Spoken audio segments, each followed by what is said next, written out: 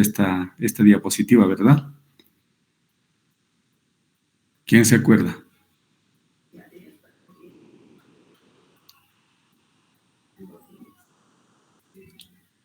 Hola, hola.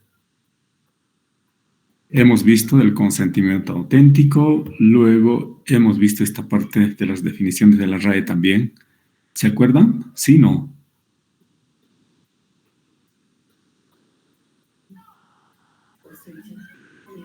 ¿Qué dicen, amiguitos? ¿Recuerdan o no?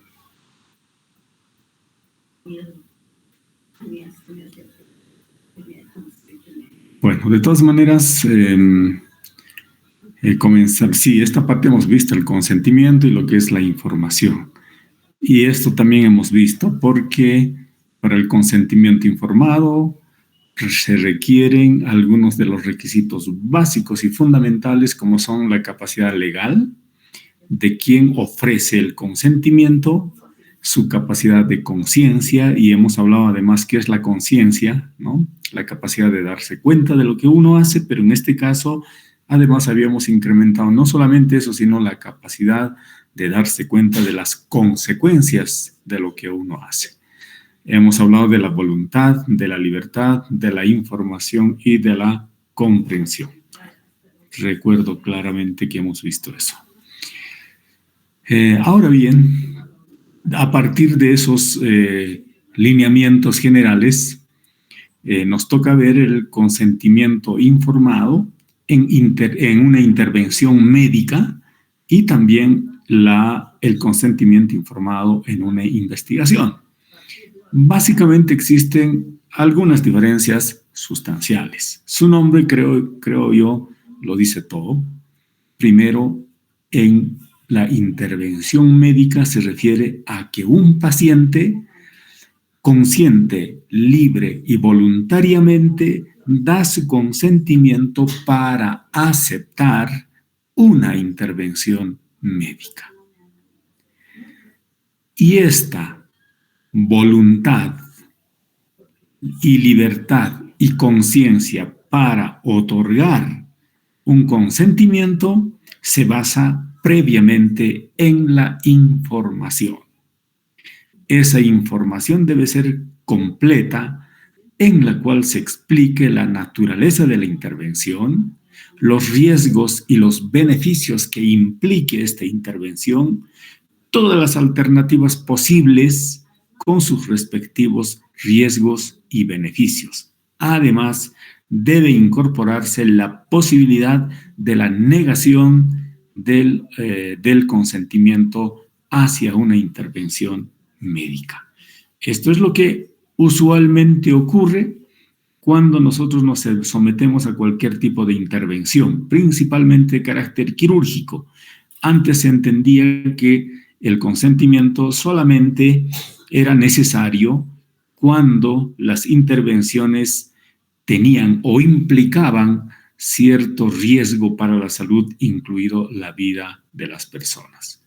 Con el transcurso del tiempo, el consentimiento informado se ha convertido en un instrumento básico que prácticamente debería exigirse en cualquier tipo de intervención, por muy mediana o pequeña sea, porque de cualquier intervención, no siempre por su carácter de complejidad, ¿no es cierto?, sino por algún motivo, podría complicarse y luego comprometer la integridad corporal, la salud o la vida del paciente. Y es por ese motivo que en la actualidad se utiliza prácticamente para todas las intervenciones, no solamente intervenciones incluidas las pruebas, algunas de ellas de carácter invasivo, requieren de igual manera el consentimiento informado.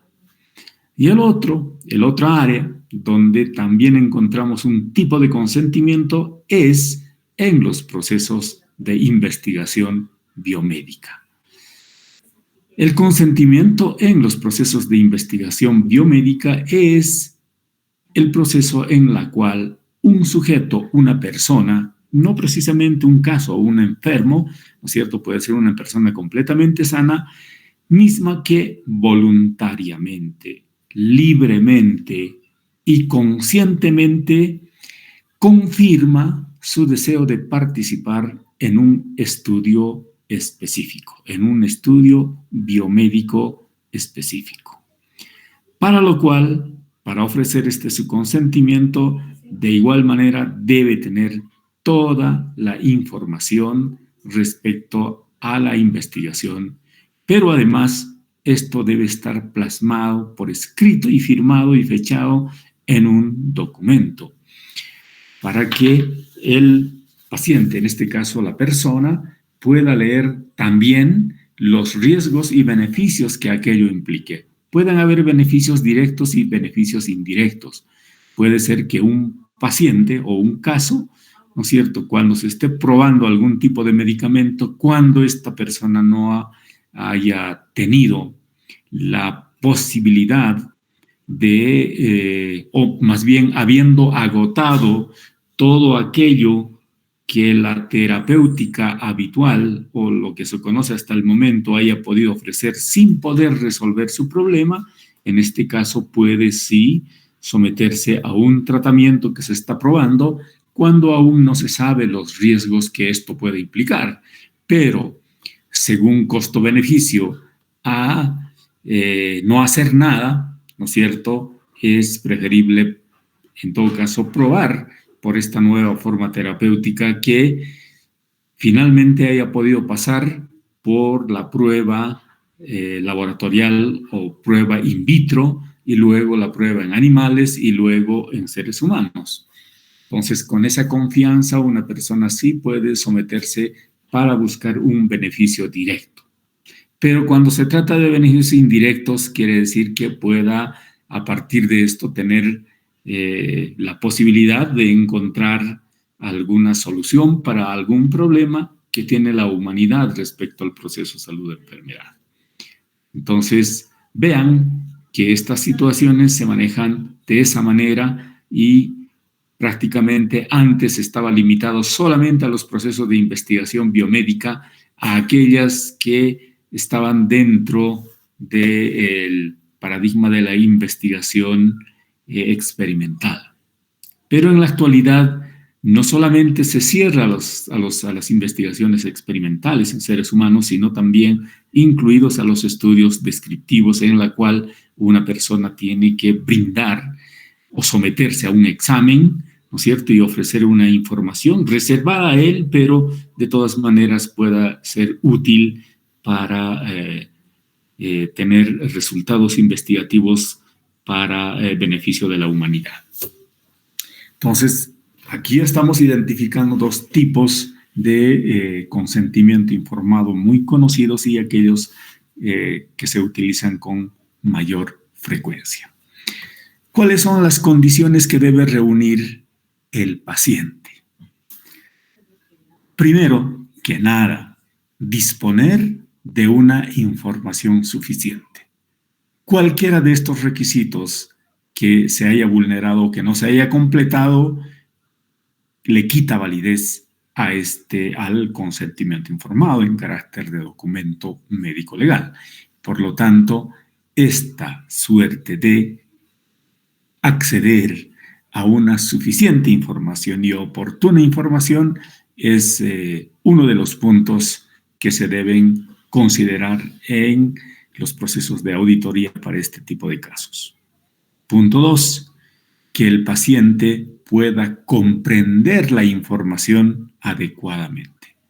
No solamente que le hayan informado, sino hay que probar la posibilidad de que esta información ha sido comprendido adecuadamente y por lo tanto existe un razonamiento lógico capaz de hilvanar cada uno de los términos contenidos en la información.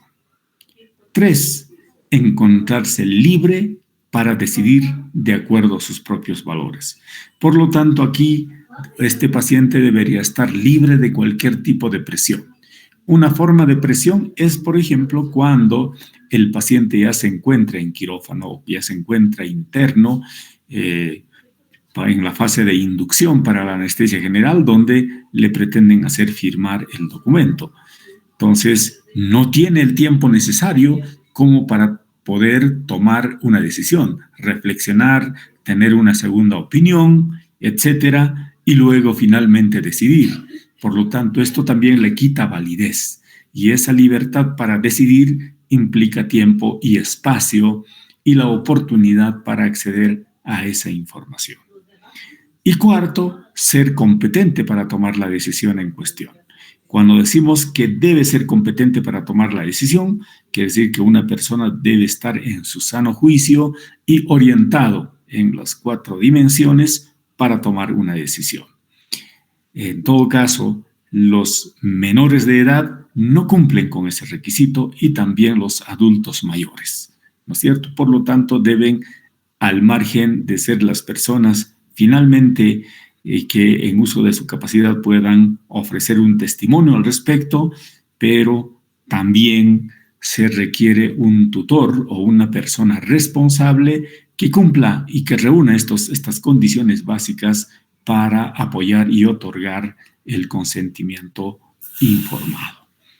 Así es que ustedes no pueden estar tranquilos, libres con tener el documento firmado por el paciente, ¿cierto? El paciente podía firmar cualquier cosa y alegar inclusive la falta de comprensión, ¿no? Entonces hay que saberlo hacer. La oportunidad, ¿no es cierto?, de hacerlo, la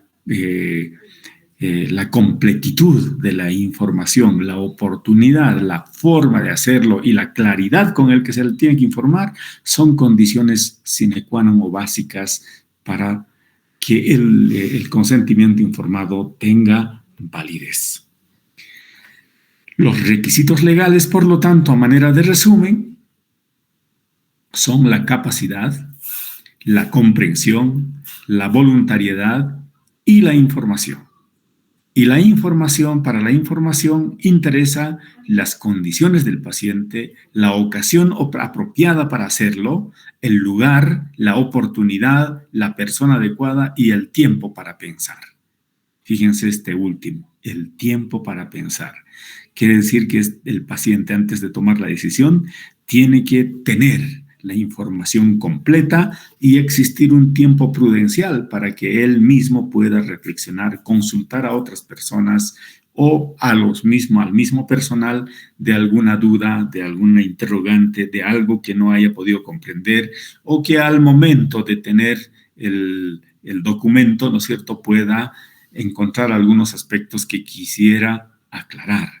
Entonces, esa oportunidad del tiempo para pensar también es requisito médico-legal para un consentimiento informado. ¿Qué podría pasar? Si no cumplen con los requisitos, pues se podía invalidar el consentimiento informado. Reitero nuevamente, no es suficiente con tener el documento, sino la forma en que se ha logrado el mismo. Por tanto, los tipos de consentimiento puede ser un consentimiento expreso, un consentimiento tácito, un consentimiento implícito, un consentimiento presunto y un consentimiento por representación.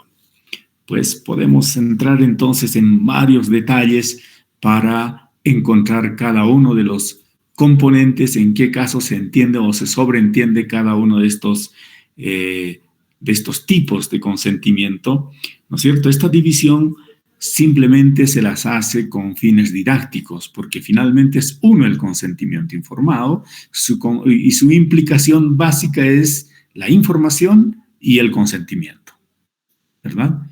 Entonces, a partir de estos otros elementos de forma de lograrlo, de la validez, de la oportunidad, si es que no ha estado sesgado con alguna presión indirecta o directa o chantajes para firmar el documento, pues han hecho posible de que puedan dividirse los consentimientos como un consentimiento expreso, tácito, implícito, presunto, como quieran llamarlo, ¿no? Entonces, eso es para entrar en mayor profundidad respecto al tema a tratar.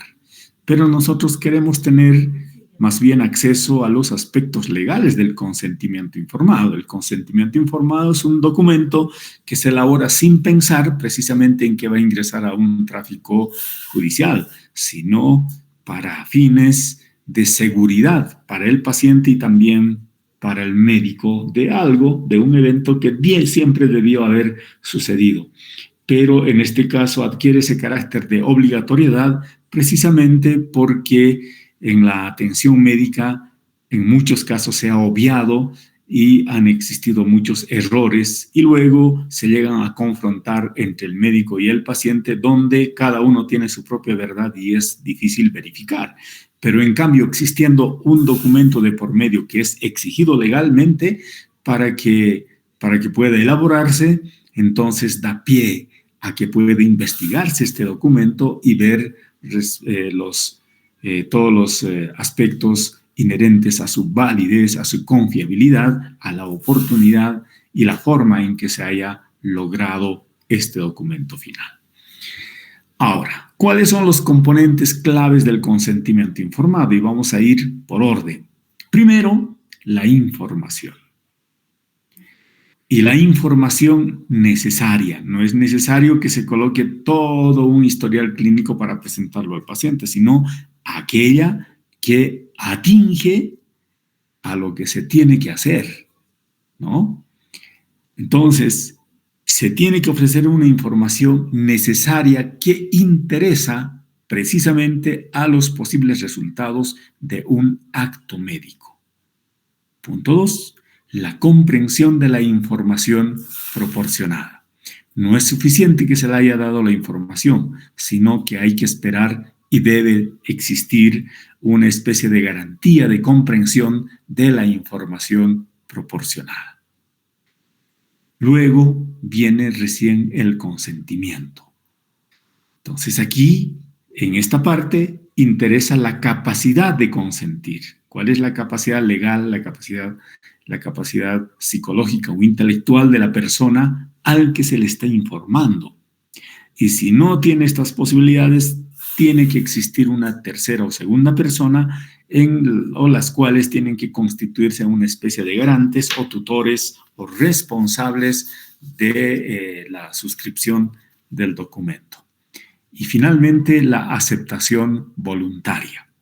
No puede haber una aceptación forzada, una aceptación lograda mediante el chantaje o mediante algún mecanismo moralmente o éticamente discutible. Luego viene el objeto. ¿Qué es el objeto? Es el acto y la licitud del acto, ¿verdad? Entonces, aquí lo que interesa es el acto que se está realizando. No es suficiente entonces en el que se haga un consentimiento informado, sino el procedimiento que se ha ofrecido tiene que adecuarse a lo que precisamente se ha decidido con el paciente y no hacer otra cosa al margen de aquello. Y respecto al objeto mismo tenemos la licitud del acto, ¿no? Ese acto formal de la realización y la elaboración del documento llamado consentimiento informado, que finalmente tiene que pasar por otro término que es la formalidad. La formalidad se refiere al documento en concreto en el que debe reflejarse el nombre completo del paciente, el nombre del médico o del profesional que va a intervenir, ¿no es cierto? Y por otro lado también existe otro consentimiento por parte del anestesiólogo, ¿no es cierto? Y así sucesivamente, y la completitud y la fiabilidad del documento. Y en ella debe estar reflejado todas las posibilidades, la información completa, las posibilidades de la negación esta es la parte formal, digamos, expresada en un documento concreto, la que llegan a suscribir las partes. En este caso hay dos partes. Una es la parte prestadora de servicios y la otra persona la que es asistida mediante un servicio. Y se supone que el consentimiento informado surge del acto médico en el cual intervienen dos partes, el médico y el paciente. Y si el paciente tiene alguna limitación, ¿no es cierto?, para otorgar el consentimiento informado, entonces debe estar respaldado por un tutor o una persona responsable o representante legal que asista para la suscripción de este documento. ¿Cuáles son los aspectos legales del consentimiento informado? Primero, hay que especificar la naturaleza jurídica de la relación médico-paciente. El consentimiento informado solo se puede dar, entonces, a partir del suceso de la relación médico-paciente, que se entiende que es una coparticipación de dos seres humanos, de dos partes, ¿no es cierto?,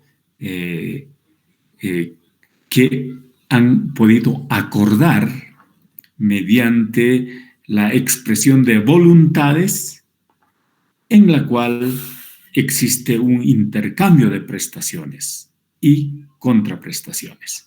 El médico se convierte en prestador de servicios y el paciente se convierte en usuario de esa prestación de servicios, y ambos con derechos y obligaciones bilaterales y recíprocas, buscando siempre el bien común, el interés mayor, que en este caso es la salud, la integridad corporal y la vida de las personas. ¿Qué más comprende el análisis de los aspectos legales del consentimiento informado? Que en todo caso no es solo un derecho que tiene un enfermo, sino también una obligación del profesional. Entonces concuerdan en una especie de derechos, dos sujetos con derechos y también dos sujetos con obligaciones, en la cual un enfermo o un paciente tiene primero derechos como tal, pero también tiene obligaciones al momento de responder y seguir adecuadamente con todas las indicaciones correspondientes o inherentes a un tratamiento específico. Por otro lado, el médico interviene como prestador con obligaciones, ¿no es cierto?, pero también con derechos, ¿no? Y enseguida vamos a ver ese derecho. Primero, la obligación, para este caso del consentimiento informado, es el de informar y explicar con absoluta claridad y de manera completa respecto a todos los actos que se tienen que desarrollar para resolver un problema concreto de salud y enfermedad. Pero en carácter de uso de derechos, también el profesional podría rehusarse a practicar un tratamiento o una intervención o una asistencia médica cuando, basado en la lex artis, o sea, en lo que dice el arte de la ciencia, que podría implicar un fracaso o algo que esté reñido con los preceptos morales del propio médico. Por ejemplo, cuando un paciente solicita que se le practique un aborto, eso, por apego a la ley nada más, puede el médico rehusarse de aquello, incluido cuando a veces la justicia ordena que se practique un aborto. Pero ahí tiene todo el derecho de rehusarse a hacer si es que esta actividad no condice con sus preceptos morales del profesional. Por lo tanto, a ustedes igual, siendo odontólogos, no les pueden obligar a que le hagan un tratamiento X sabiendo que no es lo correcto, ¿no es cierto?, para la vida, la salud, la integridad corporal del mismo paciente. Pero podían exigir algún tratamiento o alguna intervención con fines ornamentales, por ejemplo, ¿no? Entonces, tranquilamente, el odontólogo, el médico, podría rehusarse a realizar una práctica que esté en contradicción con su formación moral, ética y también con los preceptos que la ciencia señala como conducta para resolver problemas de salud y enfermedad. Pero además de utilizar un consentimiento diferente según cada procedimiento. En este caso, el médico, ¿no es cierto? Y aquí se señala claramente que no puede utilizar solo un tipo de consentimiento para todos los casos, sino que debe existir un consentimiento diferente según cada procedimiento. No todos los procedimientos son iguales. Si bien una exodoncia de un tercer molar prácticamente es, por su nombre, ¿no es cierto?, una actividad inherente a una pieza dentaria X y que aparentemente es igual para todos, pero no. Pero no, porque el paciente al que se va a someter a esta intervención probablemente uno tenga alguna enfermedad de base y el otro no. Probablemente una persona es de mayor edad y el otro es una persona joven. Por lo tanto, siempre existen variables que diferencian entre uno y otro, ¿verdad? O por ahí una persona tiene mayor riesgo, ¿no es cierto?, a las, ¿qué les digo?, a los riesgos secundarios respecto a ese mismo tratamiento. Por lo tanto, se podía esperar de distinta manera también las posibilidades de riesgo entre uno y otra persona. Esto es lo que indica entonces la norma y los preceptos legales de que todo consentimiento debe redactarse o debe hacerse según cada procedimiento específico, ¿no? Entonces, no es solamente tener una hoja de papel con los mismos datos para todos y hacerles firmar para todos. Los riesgos se supone que serán pues diferentes, ¿no?, entre una y otra persona, y peor si son procedimientos más o menos similares, pero si son quirúrgicos no pueden ser para todos el mismo. Si esto no llegara a suceder, el médico o el profesional está asumiendo o está expuesto a todos los riesgos de forma unilateral, comprometiendo también la del centro asistencial donde preste sus servicios. Si trabaja de manera particular, asume el 100% de responsabilidad, pero en todo caso, si se trata de un centro de salud, compromete moral y éticamente y administrativamente también a la institución donde éste puede prestar sus servicios. Fíjense las implicaciones que puede tener. Entonces, preferible siempre regirse a la norma en estos casos para la elaboración del consentimiento informado. Por otro lado, es posible sostener que el médico pueda incurrir en responsabilidad penal, civil y administrativo. Hemos visto muchas más responsabilidades, pero ahora nos enfocamos a la responsabilidad penal, civil y administrativo en los casos en que no exista consentimiento. Fíjense, que no haya un consentimiento y que se haya realizado un procedimiento cuyas complicaciones han sido denunciadas con cargo a responsabilidad hacia el profesional. En todo caso, no hay forma de escapar de esto. Por lo tanto, ya asume la responsabilidad el médico cuando no existe el documento del consentimiento informado. Por otro lado, si existe el documento del consentimiento informado, en todo caso, también se pone en tela de juicio si este documento es válido o no. ¿Por qué perdería la validez un documento de existir cuando está ausente cualquiera de los requisitos, ¿no es cierto?, y que por incumplimiento de los mismos este documento pierde su validez legal como elemento probatorio en cualquier proceso? Entonces, no es solamente tener el documento, sino que haya sido legalmente obtenido y que además haya cumplido con todos los requisitos para tenga ese respaldo de validez. Y por otro lado, si ha existido el consentimiento, ¿no es cierto? Ha existido la voluntad de partes, existe el consentimiento, tiene toda la validez, ¿no es cierto?, del mundo, pero ¿qué tal si la intervención no ha sido realizado de manera competente? O sea, se ha hecho una intervención de manera incorrecta, que ha estado reñido con los protocolos de intervención. Entonces, aunque existe un buen consentimiento informado, el médico o el odontólogo no puede escaparse de esta su responsabilidad por los daños ocasionados a un tercero como consecuencia de una intervención practicada con impericia, con falta de capacidad, con falta de idoneidad, ¿no es cierto?, para el mismo.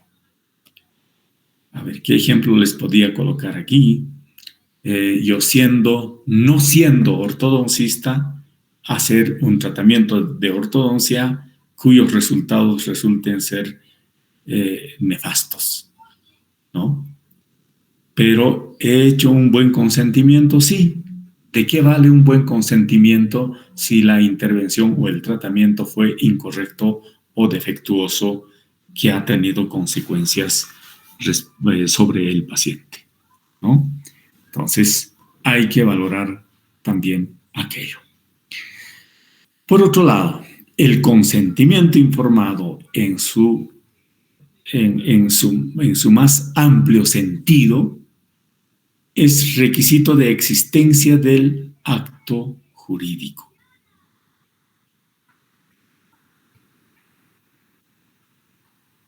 Quiere decir entonces que el consentimiento informado se resume como parte de un acto jurídico que formaliza la relación médico-paciente.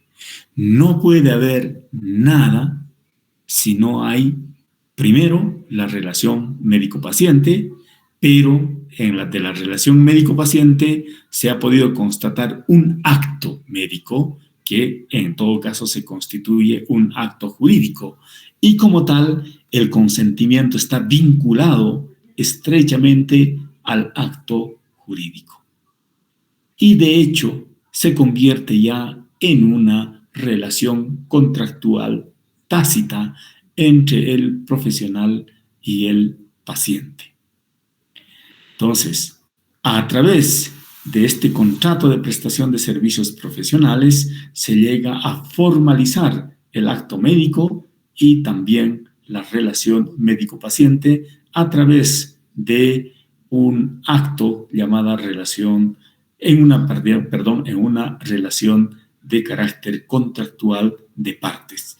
En esa relación contractual de partes uno ofrece sus servicios y señala claramente lo que se va a hacer, y por otro lado el paciente como parte del contrato también sabe exactamente lo que va a recibir, lo que se va a hacer con parte de su cuerpo.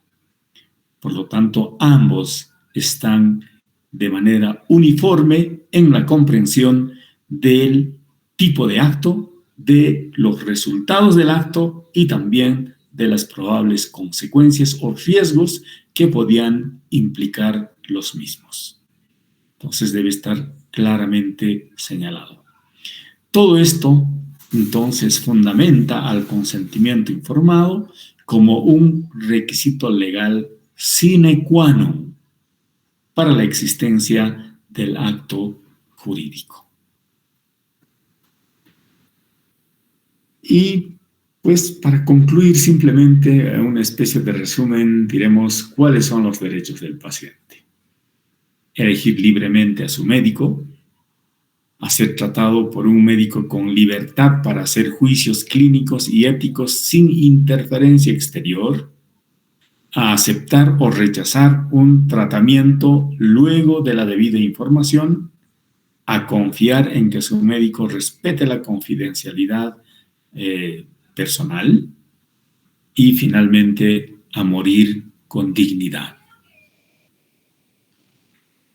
Por otro lado, a recibir o rechazar la asistencia espiritual o moral aún de la religión apropiada, cuando ésta asuma voluntariamente por cuál o qué tipo de asistencia recibir, a dar o negar su consentimiento para cualquier examen diagnóstico o terapia, lo que dije anteriormente. No solamente se refiere a la terapia a un acto concreto de carácter clínico, quirúrgico o médico, sino inclusive para algún tipo de examen de diagnóstico cuando éstas impliquen también algún tipo de riesgo. También tiene derecho a la información necesaria para tomar decisiones. Pero no solamente el tener la información, sino el entender, el comprender claramente cuál es el propósito de todo examen o de todo tratamiento y además las consecuencias antes de dar su consentimiento. También tiene derecho a negarse a participar en una investigación o también a negarse o rehusarse en recibir un tratamiento que se le haya ofrecido por parte del médico. Y dentro de los aspectos éticos, hasta ahora hemos hablado de los aspectos legales del consentimiento informado, aquello que se puede reclamar por vía judicial tranquilamente para hacer importar sus derechos. En cambio, los aspectos éticos del consentimiento informado están señalados en algo que habíamos mencionado también oportunamente, es en que no podemos hacer nada sin que exista de por medio el consentimiento como una expresión de voluntad y de libertad por parte del paciente. En otras palabras, resumiendo, no hagamos lo que no queremos que nos hagan a nosotros, ¿no? Y de ahí también los principios de la no maleficencia, por ejemplo, que están detalladas en el precepto ético también que ya hemos visto. En todo caso, la información que se le brinda al paciente debe ser de la más alta calidad y claridad, con el objetivo de que el paciente esté bajo el principio de la autonomía, de decidir, ¿no es cierto? Y finalmente se involucre el paciente en la decisión relativa a la salud, a algo que va a hacer. Por lo tanto, deben sumar, eso es lo que se espera, el médico con toda su sapiencia y arte para resolver un problema. Por otro lado, el paciente demostrar su predisposición para lograr y apoyar de todas maneras, con todas las indicaciones para garantizar el resultado querido, en este caso por el paciente. Y así es que recordamos los principios de la beneficencia, de la autonomía. La beneficencia es el ofrecimiento que hace siempre el carácter benefactor por parte del médico. La autonomía, la decisión del paciente para decidir sobre sí mismo y sobre el tipo de tratamiento a recibir. La no maleficencia por parte del médico, siempre buscando el bien y no lo contrario. Y finalmente el principio de justicia, que en caso de conflicto entre la autonomía y la beneficencia pueda ser resuelto por la justicia. No por el hecho de que ejerciendo la autonomía un paciente pueda exigir, ¿no es cierto?, algo que esté reñido por la ciencia y también por la ética de formación del médico. Entonces es una forma de autorregulación de cada una de ellas. Y por lo demás, cada una de estas ya lo hemos visto en las clases anteriores, ¿no es cierto? El principio de beneficencia, el principio de autonomía, la no maleficencia y la justicia. Por lo tanto, no vamos a repetir y con eso nos quedamos en esta primera parte del consentimiento informado. Si tienen alguna pregunta, por favor, pueden hacerla.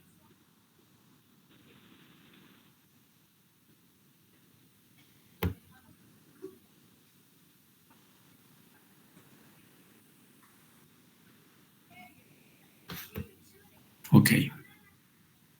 Si no hay preguntas, nos quedamos hasta aquí y nos estaríamos viendo el próximo día, lunes. Ok, un abrazo para todos. Muy buenas noches. Chao, chicos.